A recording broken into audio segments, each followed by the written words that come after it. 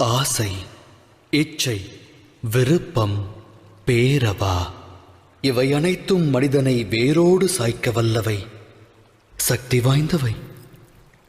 மனித வாழ்வில் அடங்கியது யாதென எவரேனும் வினவினால் அதற்கான தம் விடை யாது? சற்றே சிந்தியுங்கள்.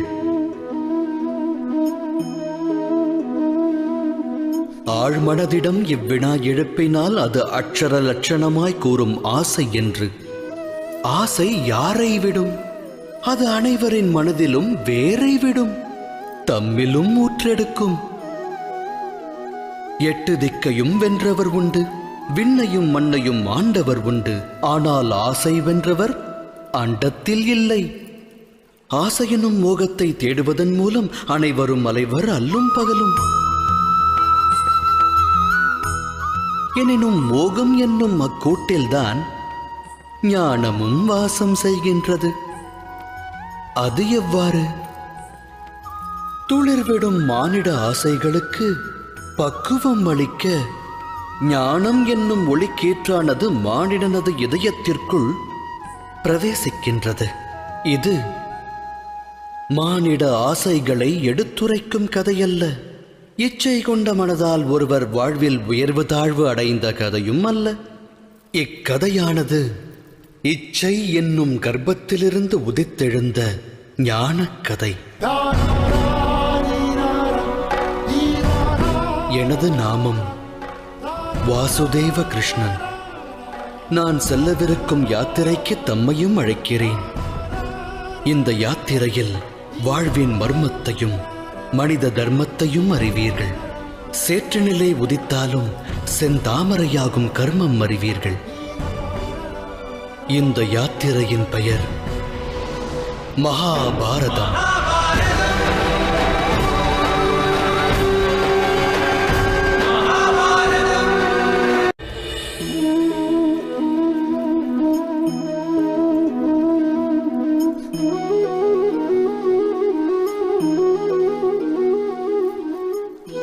சந்ததியினர் சந்தோஷமாய் வாழ வேண்டும் என்பதே அகிலத்து பெற்றோர் அனைவரது அகத்திலும் உள்ள ஆசை.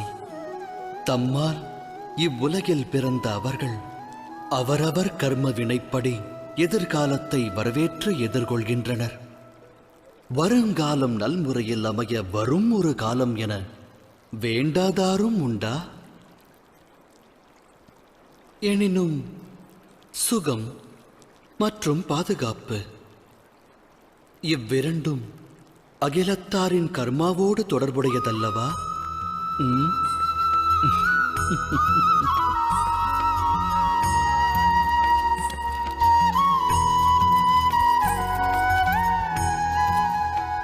அகிலத்தில் ஓர் ஜீவனின் பிறப்பு வளர்ப்பால் பெரும் சிறப்பு. பெரும் சிறப்பு பெரும் சிறப்பாய் அமைய அவசியம் தேவை பரம்பொருளின் அரவணைப்பு. நல் வளர்ப்பு நல்லொழுக்கம் கொண்டவன் சரித்திரம் படைக்கிறான். தாய் தந்தையர் நல்லொழுக்கம் போதித்தால் சந்ததி சாதனை படைக்கும். எதிர்காலம் அவர்கள் சரித்திரம் பேசும். இருப்பினும் பெரும்பான்மை பெற்றோர்கள் தம் சந்ததிக்கு நல்லொழுக்கம் தேவை என்பதையே மறந்து அவர்கள் வளர்ச்சியின் மேல் அக்கறை காட்ட தவறிவிடுகிறார்கள். பெற்றவரின் அக்கறையை பெற தவறுபவர்கள் வாழ்வென்னும் நதியினில் நீந்தி கடந்து அக்கறையை எட்டுவதில்லை. நமது இந்த யாத்திரையில் சந்திப்போம் இரு தரப்பினரை. இது வென்றோர் வீழ்ந்தோர் கதை. இதில் அடங்கியுள்ளது பெரும் வம்ச விருட்சத்தின் விதை. நினைவில் பதியுங்கள் இதை.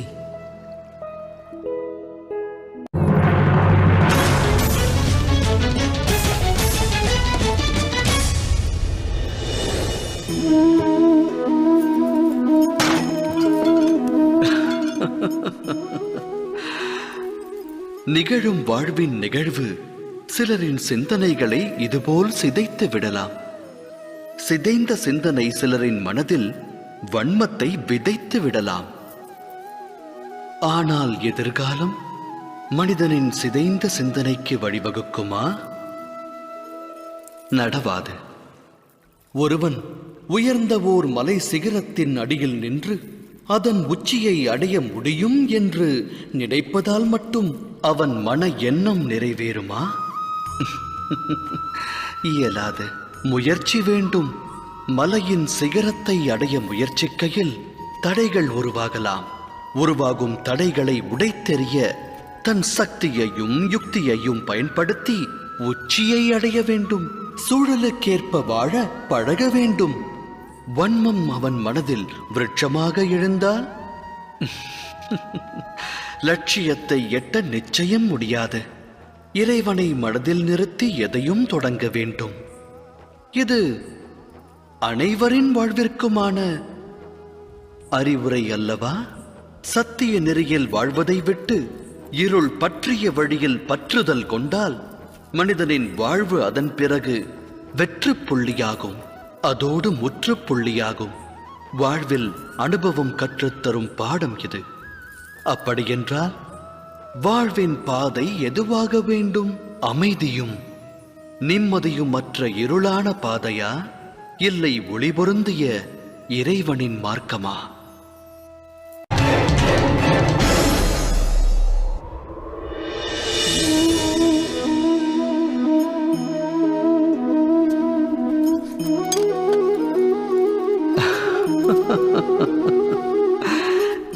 எதிர்காலத்திற்கான மறுபெயரே போராட்டம்.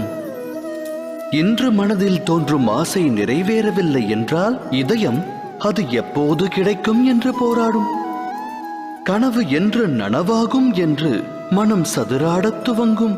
எனினும் வாழ்வானது எதிர்காலத்திற்கும் உரியதல்ல, இறந்த காலத்திற்கும் சொந்தமல்ல. வாழ்வென்பது வாழும் நேரத்திற்கே சொந்தம். அதாவது நிகழ்காலத்தின் அனுபவம்தான் வாழ்வின் அனுபவம். மனித இனம் இதை அறிந்திருந்தும் சத்தியத்தை ஏற்க மனம் மறுக்கிறது. ஒன்று முடிந்தவை பற்றி எண்ணி மனிதன் மனம் நோகிறான். இல்லை, இனி நடக்கவிருக்கும் எதிர்காலம் குறித்தெண்ணி மனம் வேகிறான். இறுதியில் வாழ்வை தொலைக்கிறான். ஒன்றை உணர்ந்தால் நன்மை விளையும். நடக்கவிருப்பதை கணிக்க இயலாது. நடக்கப் போவதை உருவாக்கவும் முடியாது. நடப்பதனைத்தும் இனிமையானதென்று மகிழ்ச்சி கொண்ட மனதோடு வாழ்ந்து வருங்காலத்தை எதிர்கொள்ளலாம். நிகழ்வது முன்னரே நமக்கு தெரிந்தால் பின் வாழ்வில் சுவாரஸ்யம் ஏது? சிந்தித்து செயலாற்றுங்கள். ஈன்றவன் வினை அவன் ஈன்றவனுக்கு வாழ்வாதாரமாகும். குரோதம், பழிவாங்கும் உணர்வு இவை விளையும் இன்னல்களுக்கு அஸ்திவாரமாகும். தாய் தந்தையர் சந்ததியர் வாழ்வில் சந்தோஷம் சங்கமிக்க எண்ணுவர். ஆனால் சந்ததியர் வாழ்வு ஈன்றோர் கர்மத்தை அடிப்படையாக கொண்டது. அமிர்தத்தை வழங்க எண்ணலாம். அடிப்படை விதி தவறினால் அது ஆலகால விஷமாகும். தம் சந்ததியர் வாழ்வை தாம் எவ்வாறு உருவாக்கப் போகின்றீர்கள்? சந்ததியருக்கு ஆஸ்தியையும் அந்தஸ்தையும் ஞானத்தையும் வழங்கியிருப்பீர்கள். ஆனால் நல்லவை கெட்டவைகளை பகுத்தறியும் அறிவையும் புகட்டியுள்ளீர்களா? அவ்வறிவல்லவா சந்ததியின் கர்மத்திற்கு அடிப்படை. மானிடர் மானிடரோடும், சமுதாயம் சமுதாயத்தோடும், ராஜ்யம் ராஜ்யத்தோடும் போரிடுகிறது. இவை முன்னோர் வினைப்பயன் அல்லவா? குரோதம், மரணம், குருதிப்புணல் இவை அழிவை விதைக்கும் விதைகளாகும். அதை விதைத்தால் தாய் தந்தையர் சந்ததியருக்கு ஜனனத்தோடு மரணத்தையும் பரிசளிப்பதாகிவிடும். அன்பெனும் பிரகாசத்தோடு அழிவெனும் கார் இருளையும் வழங்குபவராவீர்கள். வழங்கிய இருள் அவனது வாழ்வையும் பீடிக்குமேயானால் அவனது சந்ததியினருக்கும் அப்பரிசையே அவன் வழங்குவான் அல்லவா? அன்பா அழிவா?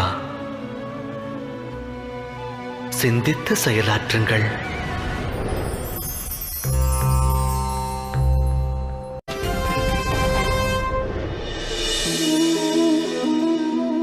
பயம் எனும் உணர்வு மனிதரின் இதயத்தை ஆட்கொள்ளும். மனிதருக்கு ஆஸ்தி அழிந்து விடுமோ என்ற பயம், அவமானம் குறித்த பயம், தனிமைப்படுவோமோ என்ற பயம். ஆகையால் பயத்தில் மூழ்குவது மனிதருக்கு சகஜமான செயலாகிறது. ஆனால் பயம் எனும் உணர்வு எதை கொண்டு உருவாகிறதோ, துக்கமும் அதன் மூலம்தான் உருப்பெறுகிறது என்று உணர்ந்துள்ளீர்களா? தவறு. அது அடிப்படையில் உண்மையல்ல. மனிதனின் அனுபவத்தை கொண்டு கூறுகிறேன். பயத்தை ஒருவன் வெல்வதனால் எதிர்கால துக்கத்தை வென்றுவிட முடியாது. ஆனால் பயம் வரவிருக்கும் துக்கத்தினை அறிவுறுத்தும் கற்பனை மட்டுமே. ஆராய்ந்து பார்த்தால் இரண்டிற்கும் எச்சம்பந்தமும் இருக்காது. இந்த உண்மையை உணர்ந்த பிறகும், பய உணர்வு கற்பனை மட்டும்தான் என்று அறிந்த பிறகும், அந்த உணர்விலிருந்து விடுபட்டு பயமற்று வாழ்வது சாத்தியமான ஒன்றா? சிந்தித்து செயலாற்றுங்கள்.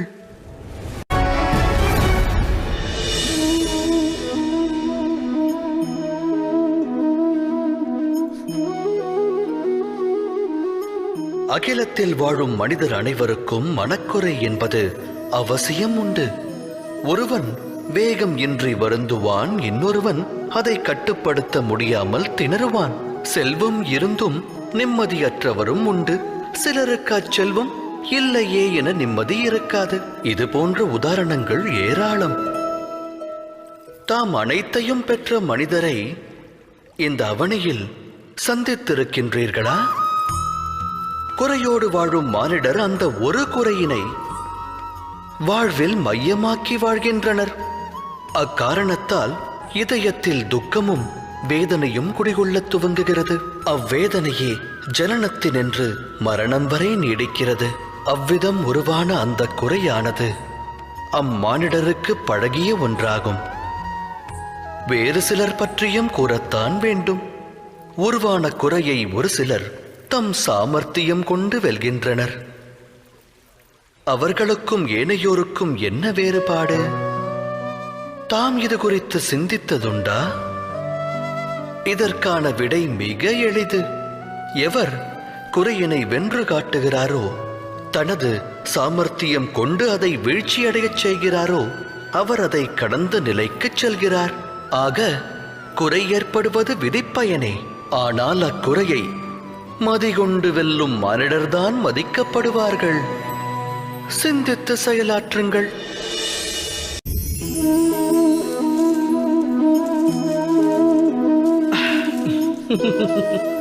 வாழ்வில் நிகழும் நிகழ்வனைத்திற்கும் தொடர்பு வேண்டுதலாகும். பதி எப்படி இருப்பார்? என்னுடைய வாழ்வு சுகத்தில் திளைக்க வேண்டும். மனைவி எப்படி இருப்பாள்? அவள் நல்லாளாக விளங்குவாளா? எனக்கு பிறக்கும் புதல்வன் என்னை மதிப்பானா? உத்தரவை ஏற்பானா? மனித மனம் தனது வேண்டுதல் அனைத்தும் நிறைவேற்றுபவரிடத்தில் பரிபூரண மோகம் கொள்கிறது. அங்கம் கொள்ளும் ஆசை பங்கம் விளைவிக்கிறது. காரணம் என்ன? ஏனெனில் ஆசை என்பது மனித மூளையை வியாபிக்கிறது.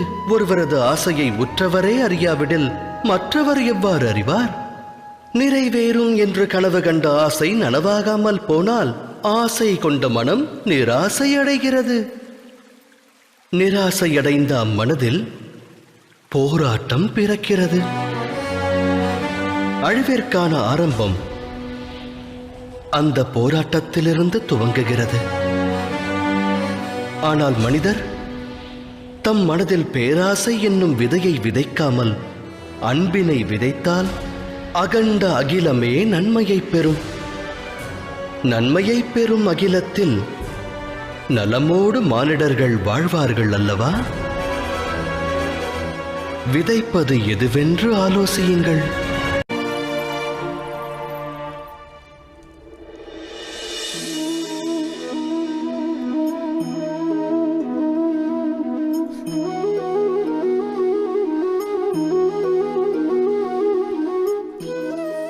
வாழ்வின் ஒவ்வொரு கட்டத்திலும் முடிவெடுக்கும் தருணம் உருவாகிறது. நடக்க வேண்டிய நிகழ்வுகளுக்காக முடிவெடுக்க வேண்டியது அவசியமாகிறது. அந்த முடிவும் தன்னுடைய தன்மையை வெளிப்படுத்துகிறது. மானிடர் தம் வாழ்வில் எடுக்கும் முடிவு 2 விளைவுகளை விளைவிக்கும். நன்மையையும் உருவாக்கும், அது தீமையையும் வாரி வழங்கும். அது வேறொருக்கும் சக்தி படைத்தது. இன்னல் ஒன்று தோன்றுகையில் மனமானது சஞ்சலம் அடைகிறது. வேதனை மனதை வியாபிக்கிறது. முடிவெடுக்க வேண்டிய தருணம் யுத்தமாகிறது. மனித மனமானது யுத்த பூமியாய் மாறுகிறது.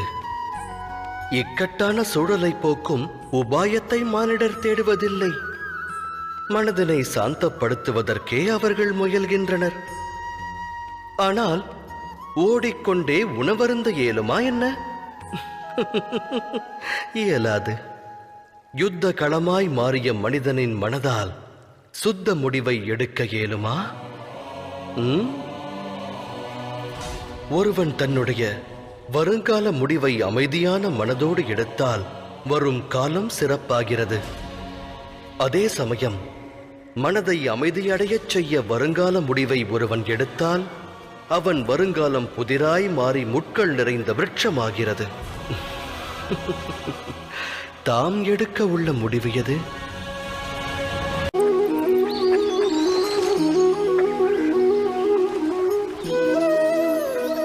ஒரு முக்கிய கூற்று மனிதனுக்கு எக்காலத்திலும் புதிராகவே விளங்குகிறது. தன்னுடைய உறவுகளைக் கொண்டு அளவற்ற சுகத்தையும் துக்கமற்ற நிலையையும் எவ்வாறு அடைவது எனும் கேள்வி. தமது சுற்றமும் சூழலும் தமக்கு என்றும் உற்ற ஆனந்தத்தை தந்துள்ளதா? சிந்தியுங்கள். மனித வாழ்வானது உறவுகளோடு பின்னி பிணைந்தது. உற்றார் உறவினரோடு அது பெரும் தொடர்பு கொண்டுள்ளது. ஆகையால் சுகமும் மனித உறவுகளோடு தொடர்புடையதென்பது உண்மையே. அவ்வாறு இருந்தும் ஏன் சுகத்திற்கு பதிலாக துக்கத்தை மானிடன் பெறுகிறான்? எதற்காக குழப்பமும் போராட்டமும் உறவுகளிடமிருந்து துவங்குகிறது? அதை சிந்தித்ததுண்டா? ஒருவரின் மேலான எண்ணங்களை உறவினரான இன்னொருவர் புரிந்து கொள்ளாத நிலை வரும்போது, முழு மனதோடு அதை ஏற்காத போது போராட்டம் துவங்குகிறது. அந்நிலை அதிகரிக்க அதிகரிக்க போராட்டமும் வலுக்கிறது. அடுத்தவர் எண்ணங்களை ஏற்றால் சுகம் அங்கு பொங்கும். இது சத்திய வார்த்தைகள். அலைபாயும் தனது எண்ணங்களுக்கு மனிதன் கடிவாளமிட்டு மற்றவர் மாற வேண்டும் எனும் பிடிவாத எண்ணத்தை விடுத்து அடுத்தவர் நலனுக்காக தன்னை மாற்றுவதற்கு முயற்சி மேற்கொண்டானேயானால் அதன் பிறகு அவன் உயிர்வினை பெறுவதோடு உறவுகளுக்கிடையிலும் ஆனந்தம் பெருகும். அந்த வகையில் சுற்றத்தாரை ஸ்வீகரிப்பதல்லவா சுகத்திற்கான மார்க்கம்? சிந்தித்து செயலாற்றுங்கள்.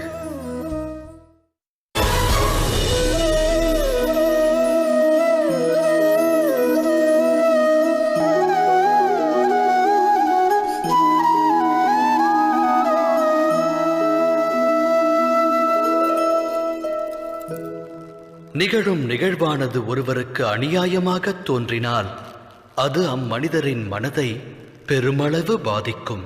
அகிலமே அம்மனிதருக்கு ஜென்ம விரோதியாக தோன்றும். அநியாயத்தின் பாதிப்பு எந்த அளவு பெருகுகிறதோ ஒரு மனிதருடைய மனமும் அதே அளவு விரோதம் கொள்கிறது. நடந்த கொடும் நிகழ்விற்கு மனமானது நியாயம் வேண்டும். அவ்வேண்டுதல் தவறில்லை. அகிலத்தில் நிகழும் அநியாயங்கள் அனைத்திற்கும் பலனானது கிடைக்க வேண்டும். நியாயமானது பிறக்க வேண்டும். ஆனால் நியாயம் என்பதன் பொருள் என்ன? நியாயத்தின் அர்த்தம் என்ன? அநியாயம் செய்பவன் மனதில் இரக்கம் பிறக்க வேண்டும். அதை அனுபவிப்பவன் நடவடிக்கை அநியாயத்தின் பிரதிபலிப்பாய் மாறாதிருக்க வேண்டும். இதனால் நியாயம் விளையுமா?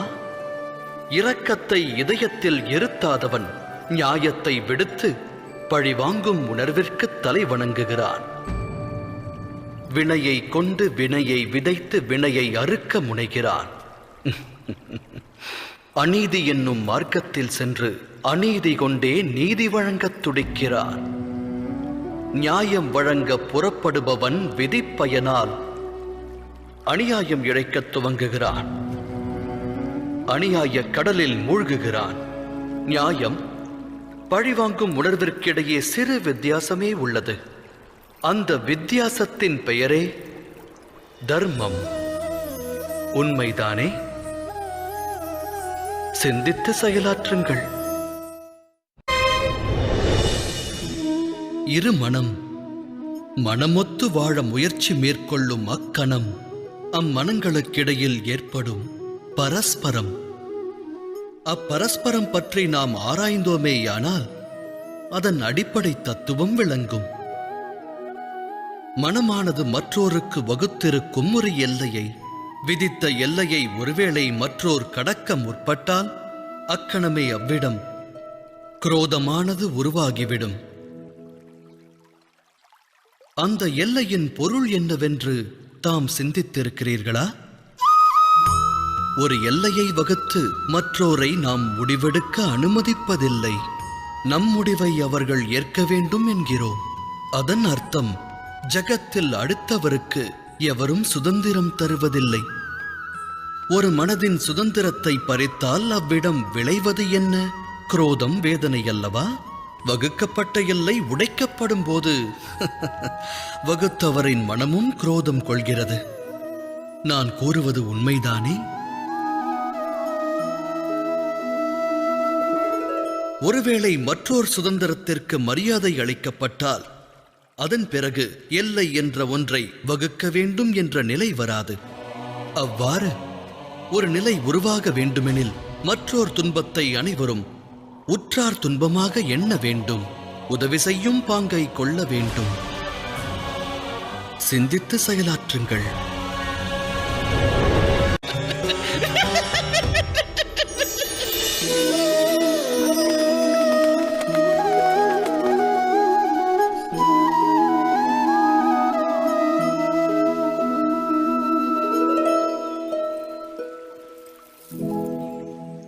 முடிவெடுக்கும் சமயத்தில் அனைவரும் சில அந்நிய சக்திகளுடைய ஆட்கொள்ளுதலுக்கு ஆளாக வேண்டிய நிலை ஏற்படுகிறது.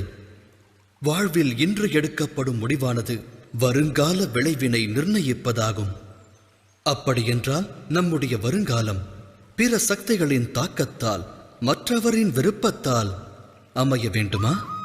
நம்முடைய பரிபூரண வாழ்வும் மற்றவரால் வழிநடத்தப்படுமாயின் வாழ்வின் விளைவு என்னாகும்? பரந்த உலகத்தில் ஒவ்வொருவருக்கென்று தனித்துவமான ஒவ்வொரு விருப்பம் இருக்கும். ஆலயத்தில் வழிபடும் பக்தன் தானம் தா என்று வேண்டுவான். அருகில் நிற்கும் கள்வனோ தான் களவாடுவதற்கு நல் வாய்ப்பை தா என்று வேண்டுவான். தர்மம் வியாபித்த மனதானது நல் வழியை காண்பிக்கும். அதர்மம் வியாபித்த மனதோ தவறான பாதையில்தான் இட்டுச் செல்லும். இறைவனிடத்தில் ஒருவன் சரணாகதி அடைந்தால் அவனுக்கு சுகம் என்னும் பிராப்தம் கிடைக்கிறது. சரணடைந்து அச்சுகத்தை பெற வேண்டுமாயின் அவனுடைய மனதில் தர்மமானது வியாபிக்க வேண்டும். எனில் இறைவனை மனதில் நிறுத்தி ஒரு முடிவினை எடுப்பதற்கு முன்பாக அனைவரும் மனதில் தர்மத்தை ஸ்தாபிக்க வேண்டியது அவசியம் அன்றோ? சிந்தித்து செயலாற்றுங்கள்.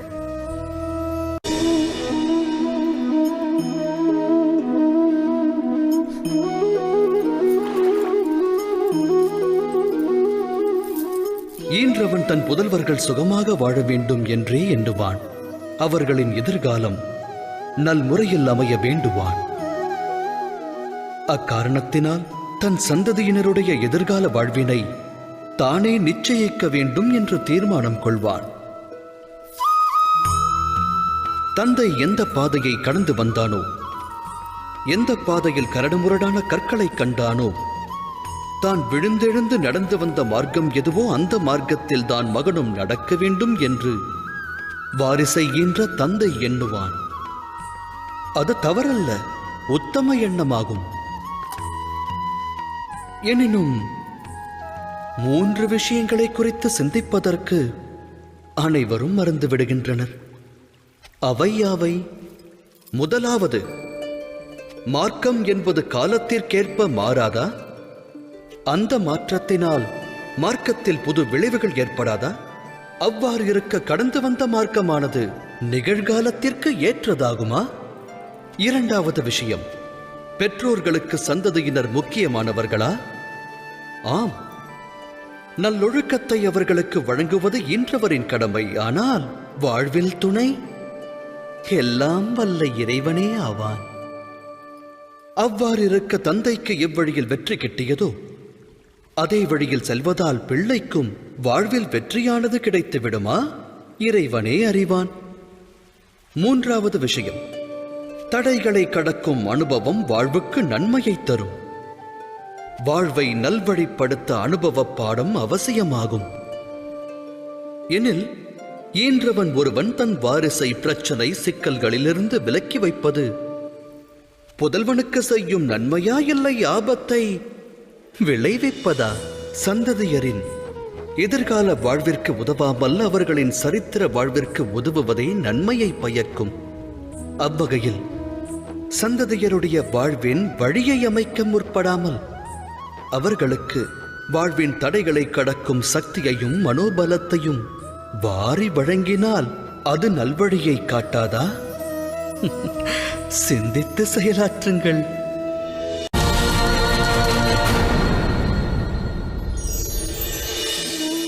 விரும்பிய எண்ணம் நிறைவேறாமல் போனால்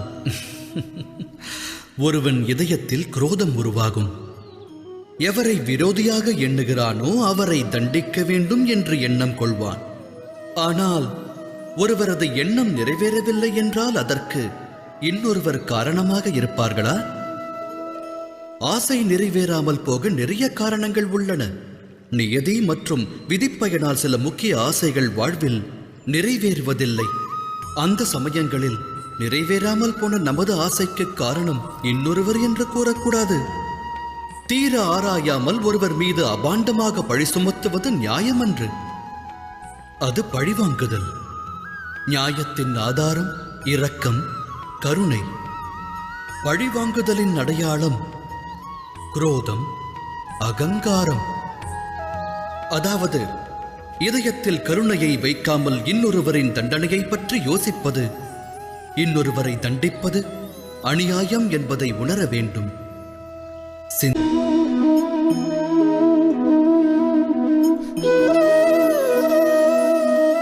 குல வழக்கத்தில் தர்மம் அடங்கியுள்ளது. தர்மத்தை காக்கவும் குல வழக்கமானது பேருதவியாயிருக்கிறது. அப்படியென்றால் குல வழக்கமே தர்மமாகுமா? சற்று சிந்தியுங்கள். உண்மை யாதெனில் கல்லில் எவ்வாறு சிற்பம் அடங்கியுள்ளதோ அதுபோல குல வழக்கத்தில் தர்மம் அடங்கியுள்ளது. இந்த கல்லிற்குள் சிற்பம் உள்ளது. ஆனால் இந்த கல் சிற்பம் அல்ல. சிற்பத்தை உருவாக்க உளி கொண்டு அதை செதுக்க வேண்டும். தேவையற்ற பாகங்களை அதிலிருந்து நீக்க வேண்டும். இந்நிகழ்வைப் போலவே வாழ்வில் ஒவ்வொருவரும் தர்மத்தை தேடி அறிய வேண்டும். அதைப் போலவே இந்திர பூஜையின் வழக்கத்தை விடுத்து கோவர்தன பூஜையின் தர்மத்தை அறியாவிடில் யாதவர்கள் முக்திக்கான மார்க்கத்தை அறிய மாட்டார்கள். அதாவது வழக்கத்தை முழுமையாக தியாகம் செய்பவன் தர்மத்திலிருந்தே விடுபடுகிறான். அதேபோல் வழக்கத்தை முழுமையாக கடைப்பிடிப்பவனும் தர்மத்தின் பிராப்தத்தை பெறுவதில்லை. இங்கிருக்கும் அன்னப்பறவை விசேஷ சக்தி படைத்தது. பாலில் கலந்துள்ள நீரை விடுத்து பாலை மட்டுமே அருந்தும் சக்தி கொண்டது. உண்மையான தர்மத்தின் பிராப்தம் பெறுவதற்கு விவேகம் எனும் ஞானத்தை பெறுவது அவசியமாகிறது. அப்படி ஒரு ஞானத்தை பெறாமல் எது தர்மம் என்று ஏற்கப்பட்டதோ அது தர்மம் அல்லாமலும் இருக்கலாம். அதற்கும் வாய்ப்புள்ளதல்லவா? விவேகத்தோடு செயலாற்றுங்கள்.